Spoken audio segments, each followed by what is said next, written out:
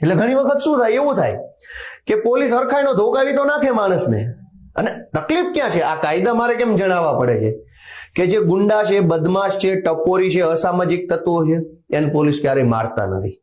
કેમ કે એને મારવા પડતા નથી. કેમ કે એ કાયદો જાણે છે, અથવા તો પોલીસના ઉપરી અધિકારી સાથે કે રાજકારણીય સાથેની એટલી ઓળખાણ છે કે પોલીસ એને મારે નહીં. એટલે લુખ્ખા ગુંડા બદમાશ તત્વોને ક્યારેય મારતા નથી. યા તો આર્થિક કારણોસર, યા તો રાજકીય કારણોસર. માર નિર્દોષ માણસ જ ખાય. નાનો માણસ, ગરીબ માણસ, લાચાર માણસ, ભોગ બનનાર માણસ જ પોલીસનો માર ખાતો હોય.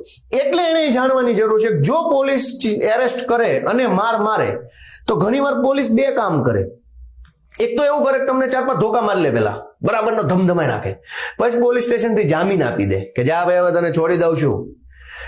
જ્યારે પોલીસ આપણને માર મારે અને આપણે બિલકુલ નિર્દોષ હોઈએ તો જિંદગીમાં પોલીસ સ્ટેશનથી જામીન લેવાના નહીં, ના પાડી દેવાની ચોખ્ખી. શું કામ? કે માર ખાઈને તમે ઘરે જતા રહેશો, પણ જો જામીન નહીં લો તો પોલીસે ફરજિયાત તમને 24 કલાક પૂરા થતા કોર્ટમાં લઈ જવા પડશે. કોર્ટમાં જશો એટલે પહેલો સવાલ જજ સાહેબ પૂછશે કે કાંઈ માર્યું, કાંઈ ફરિયાદ? જો તમે હા પાડી દેશો તો ત્યાં ફરિયાદ લખાવાની ચાલુ થશે.